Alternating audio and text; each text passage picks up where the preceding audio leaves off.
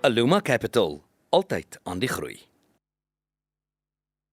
Welkom terug. Nou kyk, die oorlog woed voort. Nigerië is nie gelukkig met Suid-Afrika nie en lastige bellers hou net nie op nie.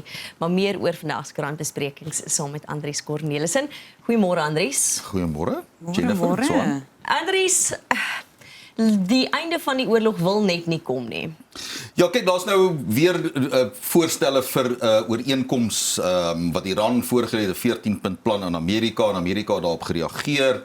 En nou gaan ons moet sien of daar nou weer ergens langs die pad een of ander tyd gesprekke gaan wees. Die probleem is daar's nog nie lig aan die einde van hierdie tonnel nie. Die jongste is dat Amerika sê hulle gaan skepe nie begelei nie. Dit is half 'n bietjie 'n vreemde, weet hulle, met ander woorde, hulle gaan nie saam met die skepe vaar deur die straat van Hormuz nie, maar hulle gaan hulle bates gebruik in die Midde-Ooste om die skepe veiliger te laat voel. So byvoorbeeld hulle deel van die planne is, weet hulle het hommeltuie wat hulle kan gebruik. Daar's helikopters wat hulle kan gebruik om oor die skepe te vlieg. Sou daai Iran daai klein bootjies van hulle gebruik om skepe aan te val wat deur die straat van Hormuz vaar. En natuurlik dan, jy weet, daar is die ander skepe ook van Amerika wat in die omgewing is. Maar hierdie is nie 'n begeleiding nie. Dit is hulle gaan hulle guide deur die straat van Hormuz. Okay. So die details is nog dun. Iran sê dit is 'n oortreding van die skietstilstand.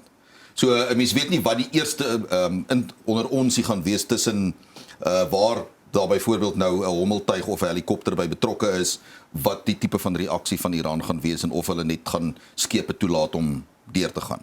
Jy moet onthou, ons sit in 'n geval waar sedert Maart voor die oorlog was daar gemiddeld 100 skepe wat deurgegaan het. Dit is nou op 'n gemiddeld van 9 per dag. Was dit al meer as 100 per dag. So die Iran self 50% inflasie in Iran. Amerika se petrolprys is 50% hoër van voor die oorlog.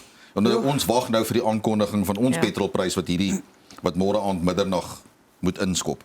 Wat nie goeie nuus gaan wees veral vir dieselgebruikers nie. Jy weet, ons landbou voel reeds die druk, jy weet, kunsmispryse wat skerp gestyg het.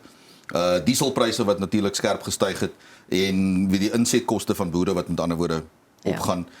Die sitrusuitvoerders is bekommerd oor uitvoere na die Midde-Ooste toe wat binnekort, jy weet, ons gaan in daai tydperk in. So ja, ons het nodig dat hierdie gouer eerder as later in 'n rigting beweeg.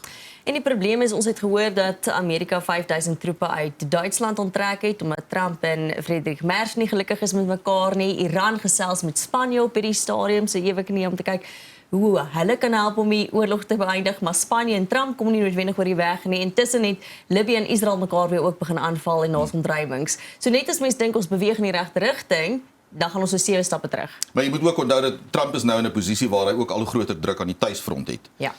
Jy weet, met die brandstofpryse in Amerika en nie net dit nie, dis ook die politieke druk, want waar is hy 4 tot 6 weke nou? Jy weet, so dis deel van die probleem. Trump se probleem in hierdie stadium is, en Iran is redelik goed met daardie tipe van kommunikasie is, maar weet Amerika se opsies raak al hoe minder. Ja. Om hierdie geskil tot 'n punt te dryf. Iran se posisie is, jy weet, dit is hulle reageer anders op hierdie tipe van konflik, want vir hulle is dit die einde is as ons almal moet uitsterf, dan is dit so. Waar vir Amerika is, jy weet, hulle gaan binnekort in midtermyn verkiesings in en al sulke tipe van goed. So Trump het hy gaan homself hier moet uitkry en mens weet nie presies hoe hy dit gaan regkry nie. Ja. Maar ek is seker van sy ondersteuners gaan weet hy het sleutelbordkrygers tot sy beskikking en hulle gaan vir ons vertel hoe hy uit hierdie oorlog uitgaan. Ja. Kom ons kom 'n bietjie terug na eie bodem toe en geldverkwisting. Eers in die vorm van geskorste amptenare wat ongeveer 800 miljoen rand. 800 miljoen rand per jaar wat betaal word aan geskorste beamptes. Ja. Staatsamptenare. En dit sluit nie die syfers in vir die 257 munisipaliteite wat ons het. Hierdie is net nasionale en provinsiale amptenare. Jy praat van die syfers is eintlik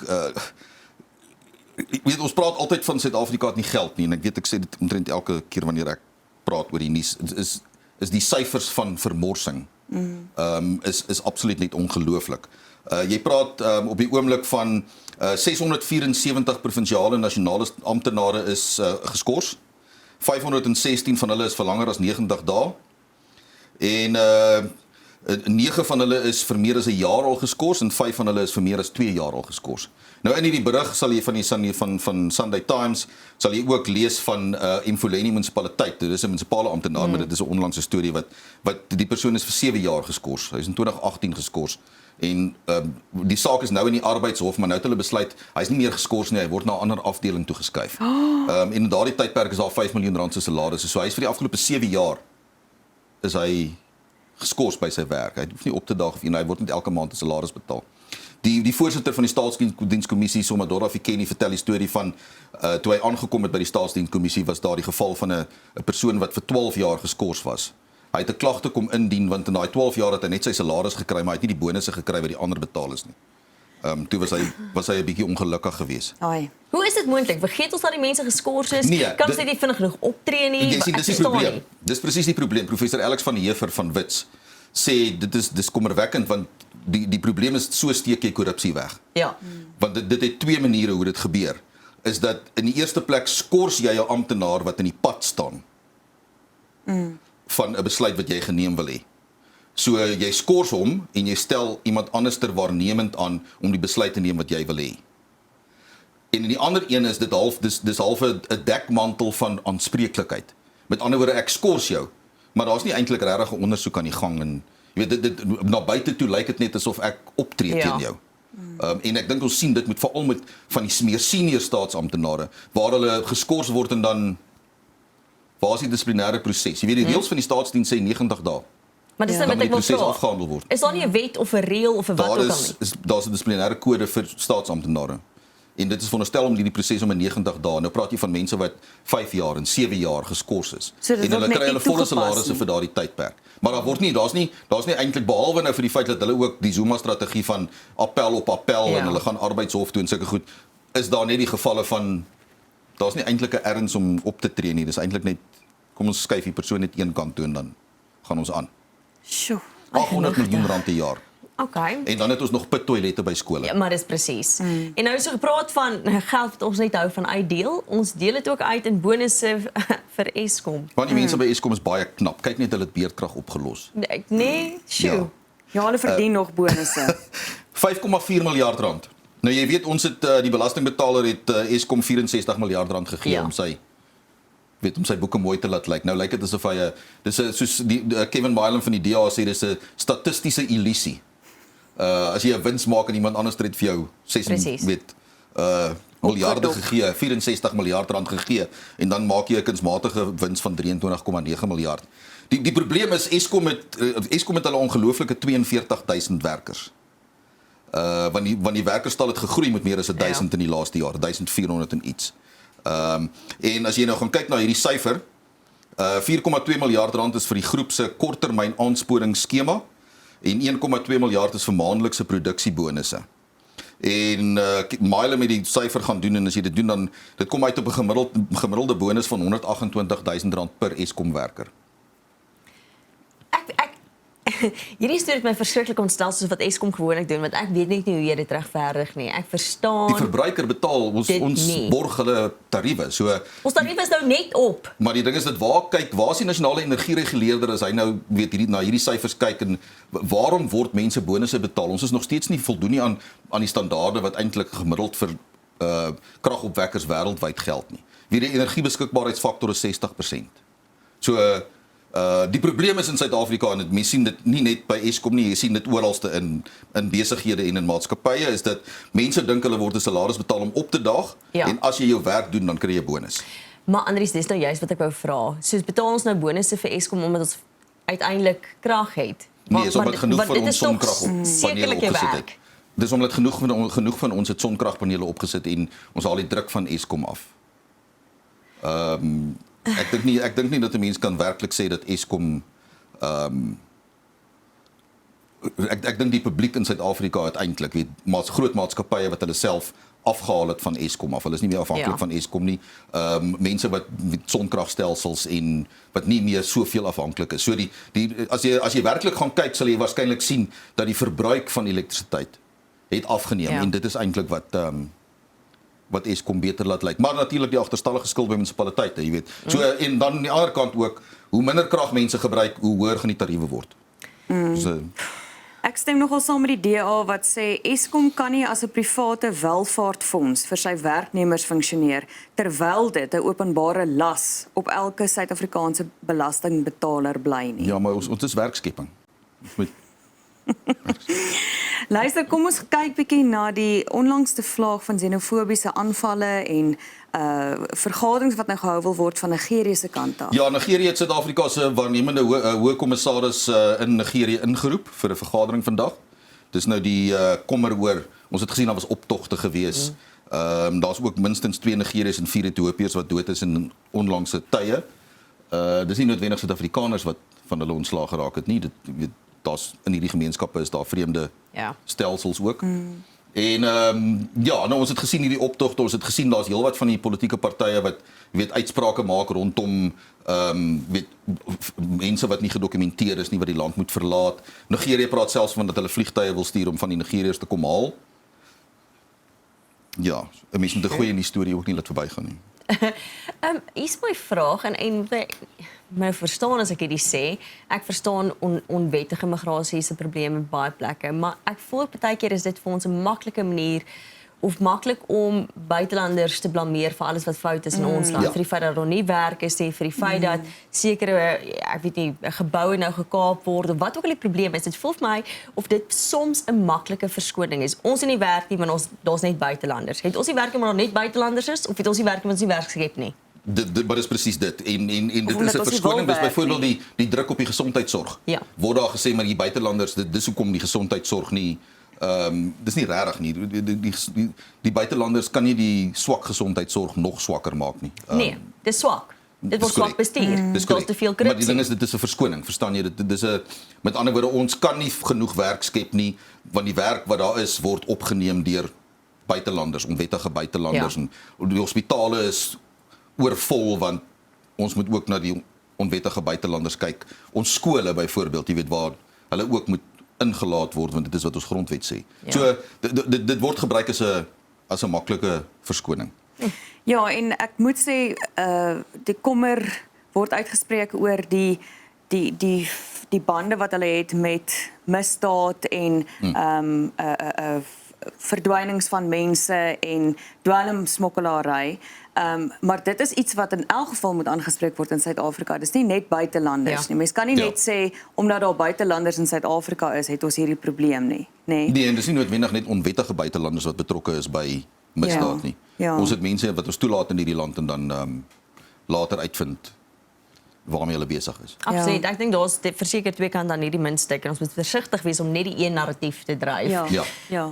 Dan is Sakeman se oorskot in 'n krokodil gevind. Ja, eintlik die storie gaan eintlik vir my oor kaptein Potty Potgieter. Wat anders sal sy naam wees as Potty Potgieter? Hy is eintlik Johan, maar hy moes as jy nou daar kyk sal jy sien daar hang dis kaptein Potgieter wat daar hang aan die tou onder die Sandparke helikopter. Die En hy is die boonste een nou. Hy is die krokodilstoeier van die Laagveld. En wat gebeur het is die sakeman hulle die voertuig gekry op 'n laagwaterbrug, Komati rivier en die persoon was vermis.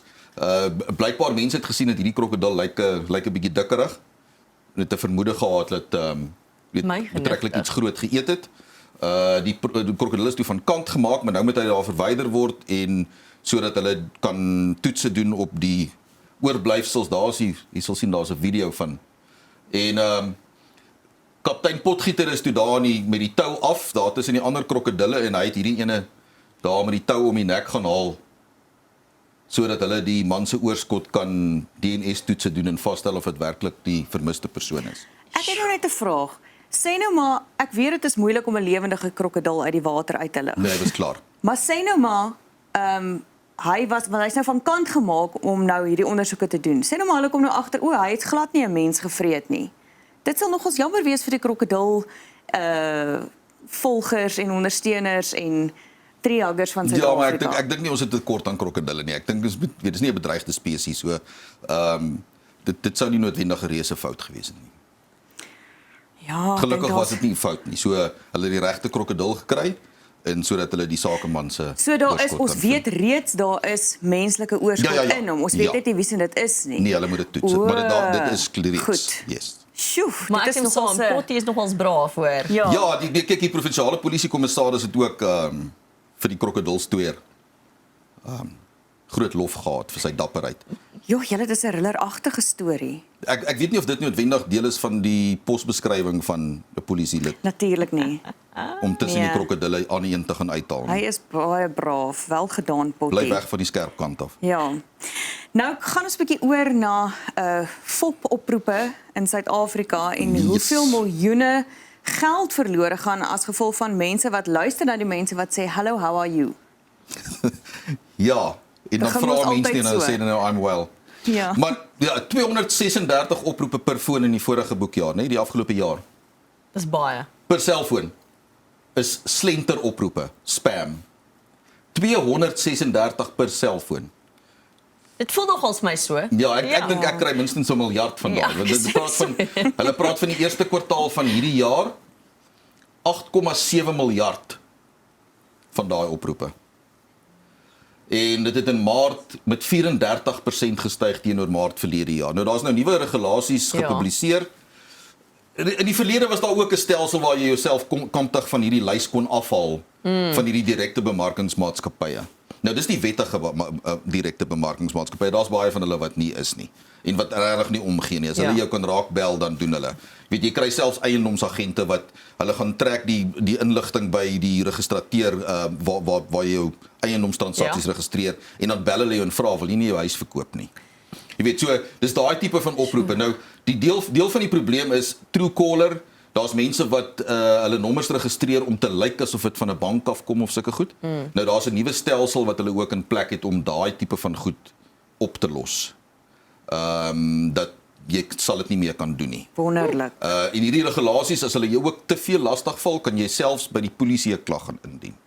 Ag, Volgens die maar nuwe wat regulasies. effek Want dit nou gaan 'n hê? verskil Want dit maak. gaan 'n verskil maak want ons polisieering Dan bel hulle jou net van 'n ander nommer af. kan slenteroproepe polisieer.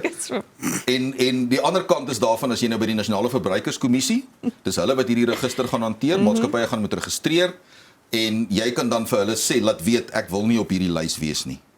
Verwyder my van hierdie lys. Dink jy daai maatskappye gaan gehoor gee aan die regulasies? Daar's heeltemal te veel databasisse wat verkoop word in Suid-Afrika. Dit is 'n lonende besigheid om databasisse te verkoop. So ek sien probleme vir hulle hier. Jy kan met R1 miljoen of 10% van jou omset beboet word as jy nou 'n maatskappy is wat nie voldoen aan die regulasies nie. Andries, ek is so bly jy sluit vanoggend af met 'n komiese storie. Ons waardeer jou tyd en jy mag 'n heerlike week verder hê. Selfs vir julle. Stoem storie. Dit is dan Andries Cornelis en ons is nou weer terug.